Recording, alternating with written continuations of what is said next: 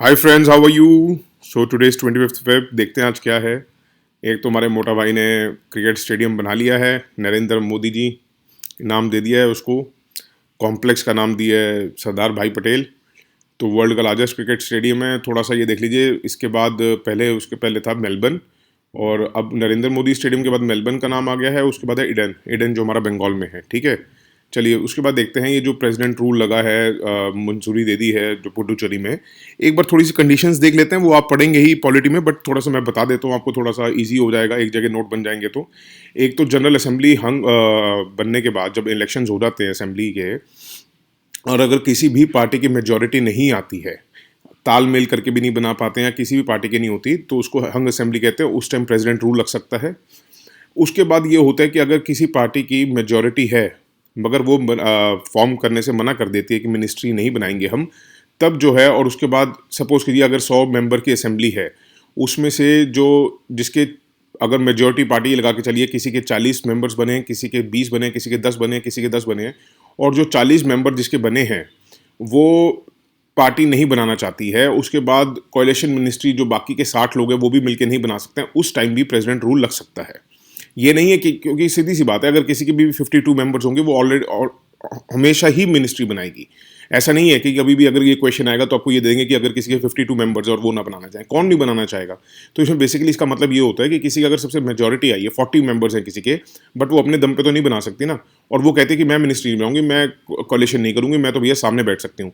बाकी के 60 लोग इकट्ठे होकर नहीं बना पा रहे हैं, या 52 लोग या 51 लोग, तो उस टाइम भी हंग असेंबली हो जाती है, उसमें प्रेसिडेंट रूल लग सकता है।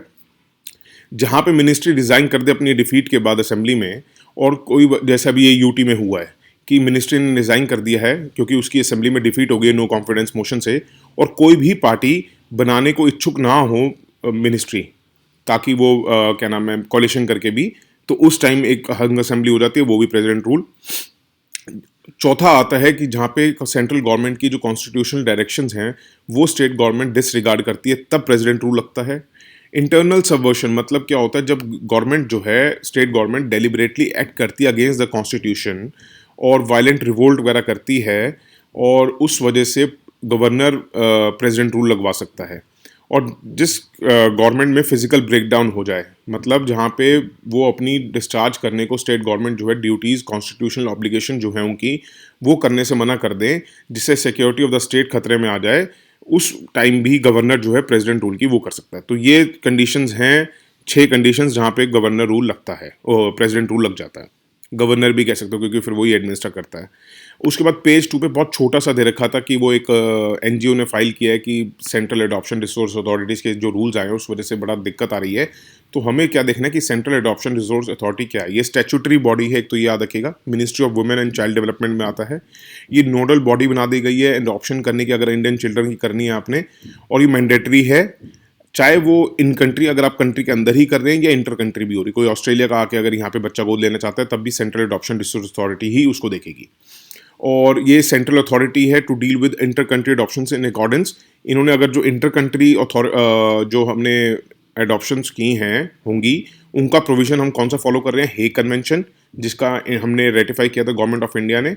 और उसके बाद ये सारे मैंने दे दिया आपको, इसमें इतना कुछ वो नहीं है। जो अगर हम एडॉप्शन एजेंसीज के पास भी जाते हैं या ऑर्फनेजेस भी जाते हैं अगर बच्चा गोद लेने के लिए, तो वो भी कारा ही देखेगी, उसके अंडर ही होगा सारा, वो ही मैंडेटरी और स्टैट्यूटरी बॉडी है इसको देखने के लिए। हेग कन्वेंशन थोड़ा सा देखते हैं। हेग कन्वेंशन जो है 1983 में आई थी। ये बेसिकली एक ट्रीटी थी कि अगर आपने देखा होगा कि कुछ बच्चे फॉरेन में पहुंच जाते हैं एबडक्ट करके या कैसे भी करके, उन लोगों को उनके घर तक पहुंचाया जाए सेफली एंड प्रॉम्प्टली। प्रॉम्प्टली मतलब तुरंत। तो उस वजह से ये ट्रीटी आई थी, Hague convention on civil expects. ठीक है, ये किस चिल्ड्रन एज को अप्लाई करती थी, थोड़ा सा याद रखना, अंडर 16 ईयर्स। उसके बाद नोट 2 पे था, पेज 10 पे, बाकी भी हम सारे पेजेस देखेंगे, अभी मैं नोट वाइज जा रहा हूँ तो थोड़ा सा याद रखेगा।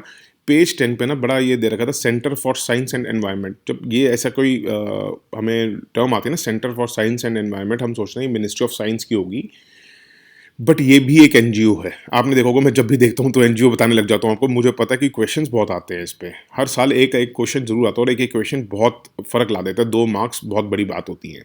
तो जो ये centre for science and environment है, ये नॉन गवर्नमेंटल ऑर्गेनाइजेशन है। मेरे को बताने का सिर्फ इसलिए ये था क्योंकि जो ये centre for science and environment है ना, देखने में ऐसा लगता है कि it is a scientific body और ये ज़रूर एक मिनिस्ट्री से अटैच्ड होगी। नहीं, ये जो है एक एनजीओ है जो रिसर्च वर्क करता है।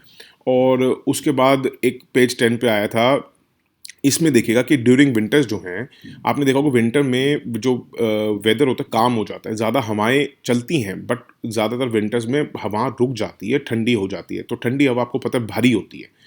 आप एक बात बताता हूँ आपको, जो गर्म हवा होती है वो हल्की होती है, वो ऊपर रहती है। ठंडी हवा जो होती है, कोल्ड एयर्स, ये सबसाइड करती है, मतलब नीचे रहती हैं। तो उस वजह से क्या होता है कि स्पाइक होता है पॉल्यूशन लेवल में। इसलिए नॉर्थ इंडियन सिटीज़ जितनी भी हैं वहाँ पे पॉल्यूशन लेवल बढ़ जाता है जब सर्दियाँ आती हैं। ये क्वेश्चन भी आया था 2015 के मेंस में कि दिल्ली का पॉल्यूशन लेवल क्यों बढ़ रहा है इसमें। तो ये बड़ा मुश्किल हो जाता है उस टाइम अटेम्प्ट करना, इसलिए मैंने आपको पॉइंट बता दिया है। और अगर बात करें तो इंडिया की मोस्ट पॉल्यूटेड सिटीज़ में नॉर्थ इंडिया की सिटीज़ ज़्यादा आती हैं, ये याद रखिएगा। एक पेज 10 पे था, उसमें बड़ी अच्छी बात, एक का इंटरव्यू आया हुआ है, ठीक है ना। उसमें से क्या निकालना है, उनमें से उन्होंने थोड़ा सा बता रखा था, फिर मैं थोड़ा सा रिसर्च करा, उन्हीं की बात को मैं आगे रख रहा हूँ कि हाइड्रो प्रोजेक्ट्स जो पहले अप टू 25 मेगावाट होते थे, मतलब स्मॉल हाइड्रो पावर प्रोजेक्ट्स जो होते थे ना, उन्हीं को रेन्यूएबल सोर्स माना जाता था। और वो वेरियस इंसेंटिव्स जो गवर्नमेंट देती है, फाइनेंशियल असिस्टेंस या चीपर क्रेडिट, उन्हीं को मिलता था। जो 25 मेगावाट से ऊपर के होते थे हाइड्रो पावर प्रोजेक्ट्स, उनको रेन्यूएबल सोर्स में नहीं गिना जाता था। मगर गवर्नमेंट ने 2019 में जो हाइड्रो पावर प्रोजेक्ट्स 25 मेगावाट से ऊपर के भी हैं, उनको भी रेन्यूएबल सोर्स मान लिया है। अब वो भी ये बेनिफिट्स ले सकते हैं। तो ये याद रखिएगा कि अगर कोई क्वेश्चन आता है कि more than 25 power megawatt projects are considered as renewables, तो हाँ, ये ठीक है। और रही ये ह्यूमन कैपिटल क्या है, ये इसका मैं बताता हूँ अभी जब हम एडिटोरियल डिस्कस करेंगे, मैं इसको वापस आऊँगा इस पे। उसके बाद जो चाइना का डिस्प्यूट को लेकर जापान के साथ का बात चल रही थी, तो सेंकाकू आइलैंड डिस्प्यूट देख लेते हैं। सेंकाकू, जिसको हम बोलते हैं जापानीज़ में, दियाऊ बोलते हैं चाइनीज़ में, ठीक है। ये एक टेरिटोरियल डिस्प्यूट है। ये एक तो आइलैंड्स अनइनहैबिटेड है, मतलब यहाँ पे कोई लोग नहीं रहते, एक तो ये याद रखिएगा। इसको क्या बोला जाता है ये देख लीजिए, त्याओ ताई बोलते हैं ताइवान में, ठीक है। ये ईस्ट चाइना सी में है, ये याद रखिएगा। और ये इंपॉर्टेंस क्या है इसकी, क्योंकि एक तो इंपॉर्टेंट शिपिंग लेन है, यहाँ से शिपिंग लेन बहुत ज़्यादा इंपॉर्टेंट जाती हैं। और एक ये फिशिंग ग्राउंड भी बहुत इंपॉर्टेंट है। और एक इसमें समझा जाता है कि यहाँ पे ऑयल डिपॉजिट्स भी हैं। तो सेंकाकू आइलैंड इस टाइम कौन एडमिनिस्टर कर रहा है, तो since 1972 it has been administered by Japan. मगर इसका जो लीगल स्टेटस है अभी तक डिस्प्यूटेड है, क्योंकि जापान चाइना दोनों ओनरशिप क्लेम करते हैं इसके ऊपर। और ये चाइना इतना लड़ाका है, खाली इस पे नहीं, आप ये देखिए चाइना के आइलैंड डिस्प्यूट और साउथ चाइना सी में भी किस किस के साथ चल रहे हैं। ताइवान तो चलो इसका अपना है, ब्रूनी, इंडोनेशिया, ये थोड़ा सा बना लीजिएगा कि साउथ चाइना सी में इसका किसके साथ चल रहा है। Bruny, Indonesia, Malaysia, Philippines, Vietnam, ठीक है। MPVIB, ठीक है। अब आप इसका कैसे कोड बनाना चाहें बना लीजिए, मुझे कहेंगे मैं बना दूंगा, नहीं तो वैसे मैं बता देता हूँ आपको। इसको बना सकते हैं कि एक तो VIP करके, या भाई VIP लोग हैं, VIP हैं, और BM, ठीक है। VIP BM। अब हमने BM का कुछ बना रखा था, वो मैं बता नहीं सकता इस पर, बट VIP BM करके आप याद कर सकते हैं। एक जो आजकल आप देख रहे हैं प्रोडक्शन लिंक्ड इंसेंटिव स्कीम बहुत चल रही है, तो याद रखिएगा ये आउटकम और आउटपुट ओरिएंटेड स्कीम है। मतलब इसमें पैसा सब उनको दिया जाएगा जो यहाँ पे मैन्युफैक्चरिंग करेंगे, ठीक है। इसमें कैश इंसेंटिव भी दे सकते हैं 5 से 7 साल तक। और all the sunrise and important sectors are covered. तो सनराइज सेक्टर्स कौन से होते हैं, जो नया नया सनराइज की तरह उग रहे हैं, जो नए नए उग रहे हैं, जो नए नए सेक्टर्स खुले हैं और जो नए नए उग रहे हैं, जहाँ पे हमें लगता है कि हाँ यहाँ पे बहुत हम एफिशिएंसी ला सकते हैं, यहाँ पे इसकी बहुत पोटेंशियल है, तो उनको सनराइज सेक्टर कहा गया है, ठीक है। उससे ज़्यादा कुछ करने की जरूरत नहीं है। अब आप इनके सेक्टर्स जाने लगेंगे तो बहुत कुछ आता है, कभी इलेक्ट्रॉनिक्स ऐड हो रहा है, कभी सोलर सेक्टर भी इसमें इन्वॉल्व कर रहे हैं, ये लोग बहुत कुछ ला रहे हैं, फार्मा भी इन्होंने ऐड कर लिया। तो इतनी इंडस्ट्रीज आप याद नहीं कर पाएंगे।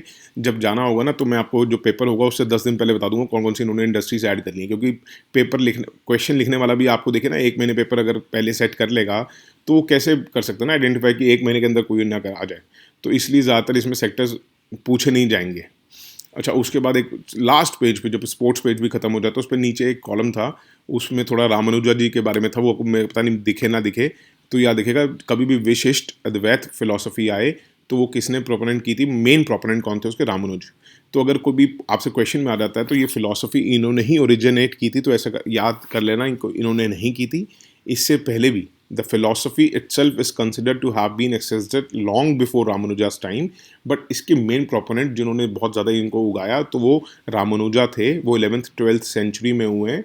इनके डिसाइपल रामानंद भी कहा जाते थे, जो नॉर्थ इंडिया आए थे। तो याद रखिएगा, रामानुजा जब भी आए तो इनको विशिष्ट अद्वैत से समझाना है। विशिष्ट अद्वैत होता है, अद्वैत मतलब नॉन डुअल, विशिष्ट मतलब उसको थोड़ा सा और उन्होंने कहा कि बहुत यूनिकली इन्होंने प्रेजेंट किया था, तो यूनिकली नॉन डुअलिज्म, ठीक है। उसके बाद वैसे तो हम ये कल्चर में पढ़ेंगे, हिस्ट्री कल्चर, जब हम प्री का वो करेंगे सारा। अच्छा, उसके बाद एडिटोरियल पे आते हैं। देखिए एडिटोरियल पे एक ये है, the structural fragility of UT. अच्छा, इसके लिए आप एक तो अपने जो प्रीलिम्स का जहाँ पे आप करंट का नोट्स बनाते हैं और मेंस के जहाँ नोट्स बनाते हैं, दोनों ही निकाल लीजिए। ये दोनों में अभी तक जो चीज़ें हमने बताई थी प्रीलिम्स के लिए बताई थी, अब ये जो चीज़ें हैं ये प्रीलिम्स और मेंस कहीं कहीं जगह दोनों जगह ऐड होंगी। तो इसमें क्या है कि एक तो आर्टिकल 190 हमारा कॉन्स्टिट्यूशन का कहता है कि रेजिग्नेशन जब भी एमएलए या एमपी दे तो वॉलंटरी होना चाहिए, जेन्युइन होना चाहिए। अगर स्पीकर को लगता है कि ये जेन्युइन नहीं है तो शी और he is not obliged to accept the resignation. तो ये याद रखिएगा कि कभी भी अगर वो आता है पेपर में ऑप्शंस आती हैं कि speaker has to accept the resignation, तो वो गलत होगी लाइन, क्योंकि स्पीकर की ये अपनी मर्जी होगी। इट इज़ स्पीकर्स चॉइस कि वो रेजिग्नेशन एक्सेप्ट करे ना करे, ये बात याद रख लेना। उसके बाद ये आप अपना जो मेंस वाले हैं वो भी ये लिखिए कि कैसे मैं आपको बता रहा हूँ, क्वेश्चन के अगर आंसर फ्रेम करना है तो आप पहले ये लिखिएगा। उसके बाद आप लिख सकते हैं, देयर वॉज अ रियलाइजेशन कि जो एडमिनिस्ट्रेशन है ना टेरिटरीज़ की, जो गवर्न करता है प्रेसिडेंट थ्रू आर्टिकल 239, ये हमारी पहले तो प्रीलिम्स वाले लिखेंगे आर्टिकल 239 मतलब president rule, president governing duties, ठीक है। तो और मेंस वाले लिखेगा कि it does not meet the democratic aspirations of the people, इसलिए क्रिएशन ऑफ लेजिस्लेचर और काउंसिल ऑफ मिनिस्टर लॉजिकल बन गई थी to promote democracy in UTs, ठीक है। तो इसलिए आर्टिकल 239A लाया गया था इन 1962, जो पार्लियामेंट को एनेबल करता है लेजिस्लेचर्स फॉर यूटीज। तो भैया प्रीलिम्स वाले 239A लिख लीजिए, 1962 में लाई थी। आर्टिकल 239A क्या कहता है, enable parliament to create legislatures for UTs. और इसके बाद क्या गया है कि it is a body that is elected, और उसको कहा गया था कि वो इलेक्टेड हो या पार्टली इलेक्टेड पार्टली नॉमिनेटेड भी हो। और उसमें एक कंडीशन ये भी गई थी कि क्या उसमें काउंसिल ऑफ मिनिस्टर्स हो सकते हैं विदाउट अ लेजिस्लेचर भी, और there can be a legislature as well as council of ministers.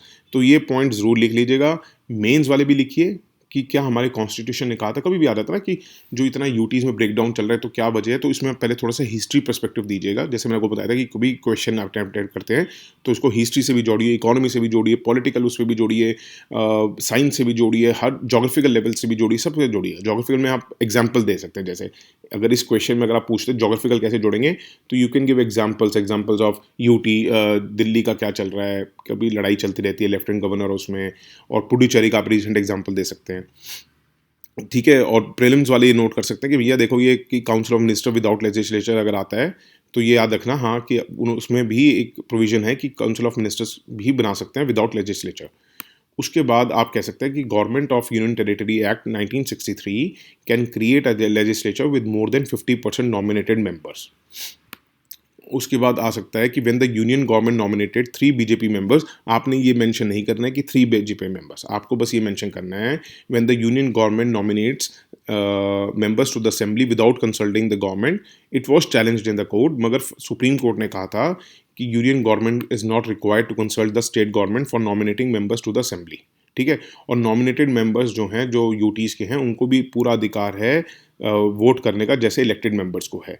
तो ये मेंस वाले भी लिख लीजिए और प्रीलिम्स वाले भी नोट कर लीजिए कि नॉमिनेटेड मेंबर्स भी होते हैं यूटीज में, और उनको भी सेम वोट इलेक्ट करने का वो होता है, राइट टू वोट होता है। और उसके बाद हम ये मेंस वाले लिखे कि देयर इज़ अ प्रोविजन कि हाँ, राज्यसभा में भी नॉमिनेटेड होते हैं। वो सिर्फ इसलिए किया गया है ताकि जो है हम एक्सपर्टीज़ को लेके आ सकें उन एमिनेंट मेंबर्स की, मगर जो यूटीज़ में qualification is not laid down इधर इन 239A या जो गवर्नमेंट ऑफ यूटी एक्ट 1963 आई थी। ये मेंस वाले भी लिखिए, प्रीलिम्स वाले भी लिखिए कि गवर्नमेंट ऑफ यूटीज एक्ट में क्वालिफिकेशन लेड डाउन नहीं है कि किन को नॉमिनेट किया जाएगा। उसके बाद the administrator has the right to disagree with the decision of the council of ministers. उसके बाद वो प्रेसिडेंट को भेज देता है फाइनल डिसीजन के लिए। तो इसका मतलब ये आप ये मेंस वाले लिखेगा, in fact it is the union government which finally determines the disputed issue, कि किसी भी इशू को लेकर अगर काउंसिल ऑफ मिनिस्टर्स कोई डिसीजन ले रहे हैं और अगर लेफ्टिनेंट गवर्नर को वो पसंद नहीं आ रहा है तो वो प्रेसिडेंट को भेज देता है। प्रेसिडेंट ने कंसल्ट करना है विद काउंसिल ऑफ मिनिस्टर्स, आप ही लिखेगा। तो इसका मतलब जो भी वहाँ डिस्प्यूट हो रहा है that is ultimately determined by the union government, ठीक है। उसके बाद आप ये लिख सकते हैं कि conflicts between the administrator which is nominee of the president and the elected government is inherent in the constitutional arrangement for the UTs. So इसमें आप लिख सकते हैं कि किसी भी यूनियन गवर्नमेंट को idea, they don't like the idea कि एक फ्री और ऑटोनोमस गवर्नमेंट ड्यूटी की उसको रन करे, तो इसलिए वो कंट्रोल करने की एडमिनिस्ट्रेशन को वहाँ की कोशिश करती रहती है थ्रू गवर्नर या थ्रू लेफ्टिनेंट गवर्नर। ये अगर आप हिस्टोरिकल थोड़ा सा पॉइंट और बीच बीच में पॉइंट दे देते हैं और उसके बाद ये ऐसे कंक्लूजन लिख देते हैं तो अच्छा आपका नंबर बन जाएंगे। उसके बाद आता है ह्यूमन कैपिटल इंडेक्स, ये आया था federalism and India's human capital index. तो पहली बात तो ह्यूमन कैपिटल इंडिकेटर्स जो हैं, जो ह्यूमन कैपिटल इंडेक्स आता है वो याद रखिएगा वर्ल्ड बैंक लेके आता है, हमने बड़ी पुअरली वो करा है। पहले तो ह्यूमन कैपिटल के बारे में बहुत कुछ आता है, तो इसका एक बड़ी नोट्स देखते हैं जो मैंने कहा था, बाद में बताऊंगा ह्यूमन कैपिटल क्या होता है। अगर आप पे क्वेश्चन आ जाता है और 4 ऑप्शंस आ जाती हैं, प्रीलिम्स वाले सुन लीजिए प्लीज़, ये मेंस वालों के लिए जरूरी नहीं है but it is very important for prelims. जैसे आपको मैंने बताया था कि सोशल कैपिटल पूछ ली थी या कुछ भी पूछ लेते हैं, तो ह्यूमन कैपिटल कौन सी क्या होता है कि क्या आपकी पॉपुलेशन में नॉलेज है, स्किल्स हैं, कैसी उनकी हेल्थ है, ठीक है, जो वो एक्युमुलेट करते हैं अपनी ज़िंदगी में अपनी पोटेंशियल को फुली रियलाइज़ करने के लिए, कि कितने वो प्रोडक्टिव हो सकते हैं सोसाइटी के लिए, ठीक है। तो इसलिए कि आप ह्यूमन कैपिटल फिर ये ऐसे निकालते हैं कि कंट्री आपका कितना खर्चा कर रही है अच्छी हेल्थ केयर पे, जॉब्स पे, एजुकेशन पे, स्किल पे, न्यूट्रिशन पे, ताकि वो अपनी पॉपुलेशन को पॉवर्टी से निकाल सके और उनको अपनी सोसाइटी से जोड़ सके, ताकि वो अपनी सोसाइटी के लिए एक अच्छा प्रोडक्टिव बन सके, ठीक है। तो ह्यूमन कैपिटल बेसिकली कि कितने वहाँ की पॉपुलेशन नॉलेजेबल, स्किल्ड और हेल्थ से अच्छी हेल्थ की है और कितना उनका पोटेंशियल है सोसाइटी को कंट्रीब्यूट करने के लिए। इस बार मैं समझता हूँ जैसे 2019 में सोशल कैपिटल का पूछा गया था, इस बार ह्यूमन कैपिटल के ऊपर क्वेश्चन आ सकता है, क्योंकि बहुत रीसेंट टर्म ये रही है, बहुत रिसेंटली इनको बहुत ज़्यादा हाईलाइट किया गया है। तो प्रीलिम्स वाले इसका नोट अच्छी तरह बना ले, 2-3 बार रिपीट कर लेना। इस बार मेरे को लग रहा है कि इस बार, मुझे 2020 में लग रहा था, बट 2020 की सिचुएशन आपने देखा होगा कि बेसिक से बहुत ज़्यादा पूछा गया है, करंट से इतना नहीं पूछा गया। सिर्फ वो इस वजह से पूछा नहीं गया क्योंकि इस बार 2020 में क्या करंट का, क्योंकि पेपर्स जब आए तो पेंडेमिक की सिचुएशन ऐसी थी, हर आदमी नेट से नहीं पढ़ सकता, तो लोगों जो पेपर सेटर थे उनको ये था कि देखिए बेसिक बुक सब स्टूडेंट्स के पास होगी, जो अगर वो लैक करेंगे वो करेंगे, उनको नॉलेज नहीं मिलेगी करंट की, क्योंकि हो सकता है न्यूज़पेपर उनके जो रिमोट एरियाज़ में पढ़ रहे हैं वहाँ तक ना पहुँचे। तो उस वजह से भी, और लोगों ने आपने देखा होगा न्यूज़पेपर्स बंद भी कर दिए थे, तो उस वजह से इस बार का पैटर्न थोड़ा सा डिफरेंट था। उन्होंने करंट से नहीं पूछा, बेसिक से ज़्यादा पूछा, क्योंकि करंट बहुत ज़्यादा सिनेरियोज चेंज हो रहे थे। बट इस बार मैं बता रहा हूँ करंट से बहुत ज़्यादा पूछा जाएगा, जैसे पूछते आए हैं पिछले 7-8 सालों में। जो आपका बेसिक्स हैं वो बेसिक्स से पूछेंगे ज़रूर, जैसा रेशियो रहती है, बट जितना 2020 में उन्होंने ज़्यादा ही बेसिक से पूछा वैसा नहीं होगा, इस बार बहुत चेंज होगा। तो मुझे लग रहा था 2020 में ह्यूमन कैपिटल के बारे में ज़रूर पूछेंगे, बट नहीं पूछा, तो ये 2021 में ज़रूर आएगी टर्म। अब देखते हैं एडिटोरियल में क्या है। फिर आप क्या है कि अब ये मेंस वाले देखिएगा, थोड़ा सा ये लिखने के बाद आप ये लिख सकते हैं कि इसको हमने एड्रेस करने के लिए we have brought national health policy in 2017 जो माल न्यूट्रिशन को एड्रेस करती है, या प्रीलिम्स वाले भी नोट डाउन कर लीजिए। उसके बाद नीति आयोग का हमने न्यूट्रिशनल स्ट्रैटेजी आई थी, पोषण अभियान, जो which was part of integrated child development scheme. ये आप मेंशन करिएगा अपने आंसर राइटिंग में, मेंस में, बहुत अच्छा लगेगा।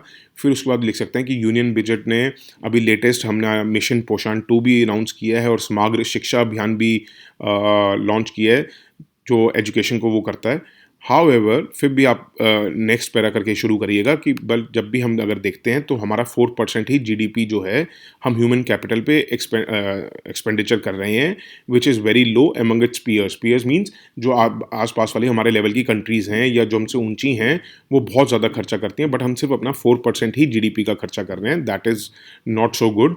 और उसमें से भी 1% हम हेल्थ पे कर रहे हैं, 3% एजुकेशन पे कर रहे हैं, विच इज़ वेरी लो। उसके बाद आप कह सकते हैं कि इंटरनेशनली सजेस्ट किया गया है कि जो अगर इस चीज़ को अगर हमने बेटर एड्रेस करना है, it can be done through decentralisation. ठीक है, globally there has been a gradual shift in the distribution of expenditures towards sub national government. Sub national governments मतलब अपनी स्टेट्स को आप पैसा दीजिए ताकि वो आगे पॉलिसीज़ बनाएं एजुकेशन और हेल्थ पे।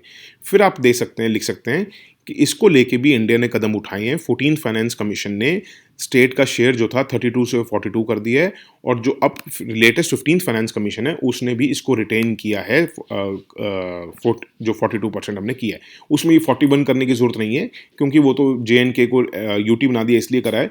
तो आप कह सकते हैं कि हाँ, they have also retain that. उसके बाद आप लिखेगा कि कॉन्स्टिट्यूशन ने भी डिवाइड किए हैं पावर्स सेंटर और स्टेट्स में एज पर द 3 लिस्ट। मतलब आप बता सकते हैं अंडर 7th शेड्यूल। फिर आप लिख सकते हैं बट क्या है कि पब्लिक हेल्थ को तो हमने थोड़ा प्रोज लिखिए, कॉन्स लिखिए, प्रोज लिखिए, कॉन्स लिखिए, फिर बाद में कंक्लूजन बहुत अच्छा लगेगा। तो उसमें कह सकते हैं कि नहीं, पब्लिक हेल्थ तो हमने स्टेट लिस्ट में रखा है, बट जो हमने सोशल एंड इकोनॉमिक प्लानिंग है वो कॉन्करेंट लिस्ट में रखी है। और एजुकेशन को भी हमने from the state list to the concurrent list shift कर दिया 42nd अमेंडमेंट से। That is also impacting our results. उसके बाद आप लिख सकते हैं कि द कॉन्स्टिट्यूशन ऑल्सो प्रोवाइड्स, जैसे हम कह रहे हैं कि डिसेंट्रलाइजेशन होनी चाहिए, खर्चा उनको दें, तो हम कह सकते हैं कि the constitution provides physical transfers and tax through tax devolution and grants in aid. और उसके बाद आप कह सकते हैं कि और उसके अलावा भी grants for any public purpose भी करते हैं हम आर्टिकल 282 के तहत। उसके बाद आप डिसेंट्रलाइजेशन पे लिख सकते हैं कि देखिए 73rd एंड 74th अमेंडमेंट के बाद हमने डिसेंट्रलाइजेशन लाई, थर्ड टायर भी खोली हमने, 11th और 12th शेड्यूल भी लेके आए, म्यूनसिपैलिटीज़ और पंचायत को आप मेंशन कर सकते हैं इसमें। उसके बाद आप कह सकते हैं कि कॉन्स्टिट्यूशन ऑल्सो स्टेट को डिटरमाइन करती है कि पावर कैसे आए, रोल्स प्लेड करें 3 टायर गवर्नमेंट जो है, 3rd टायर हमारा। उसके बाद आप लिखिएगा कि international experience reveals that the schemes with the output based conditions out are more effective, कि जिनका आउटपुट से अगर हमें जब भी कोई स्कीम निकालें तो उसको जो इवेल्युएट करें वो आउटकम बेस्ड पे होना चाहिए कि उसका क्या रिजल्ट निकल रहा है, तो वो ज़्यादा इफेक्टिव है। तो उस पर भी हम इस पर नोट्स बनाएंगे कि उसके बाद states should rationalise their priorities to focus on human capital, जो आप अपना इसमें लिखेंगे कंक्लूजन में कि स्टेट्स को अपनी प्रायोरिटीज़ जो हैं थोड़ी सी ह्यूमन कैपिटल डेवलपमेंट करनी चाहिए, और सेंटर को जो है रिफ्रेन करना चाहिए फ्रॉम ऑफसेटिंग टैक्स। मतलब क्या है कि जब भी कोई सेंटर सेंट्रली स्पॉन्सर्ड स्कीम लेके आता है और उसमें अपना शेयर देता है, तो उसमें फिर वो क्या करता है, जो उनको ऑलरेडी ग्रांट्स जा रही होती हैं स्टेट्स को, वो थोड़ी सी कम कर देता है। ठीक है, और अपना सेंट्रली स्पॉन्सर्ड स्कीम्स में मतलब आपने अगर स्टेट को 100 रुपये भेजने हैं तो वो क्या करेंगे, 70 वहाँ भेज देंगे, 30 रुपये स्कीम के थ्रू भेज देंगे। तो वो कह रहे हैं उनको रिफ्रेन करना चाहिए उस चीज़ से। अगर उनको 100 रुपये ही दीजिए, सेंट्रली स्पॉन्सर्ड स्कीम से आप अपना थोड़ा सा सेसेस इंक्रीज करके बना दीजिए। ठीक है, उसके बाद हम इसमें लिखेंगे कि पंचायत और म्यूनसिपैलिटीज़ को भी स्टेट्स को थोड़ा सा काम कर देना चाहिए, काम करने देना चाहिए, और उनको बेसिकली जो लिस्ट में 11th और 12th शेड्यूल की लिस्ट में जितने भी सब्जेक्ट्स हैं वो हमें म्यूनसिपैलिटीज़ 3rd टायर पे छोड़ देने चाहिए, because they are the best evaluators कि वो वहाँ पे क्या नीड है क्या नीड नहीं है। इतना ही लिखिएगा, इससे ज़्यादा कुछ इस आर्टिकल में आपको और ऐड करने की ज़रूरत नहीं है। अपनी तरफ से जितना मैंने बताया उतना ही करिए, it is more than sufficient. इतना लिखेंगे आपको नंबर मिल जाएंगे। And that's it for today. Thank you so much for listening. Have a good day. Bye. Take care of your health. Goodbye. Take care.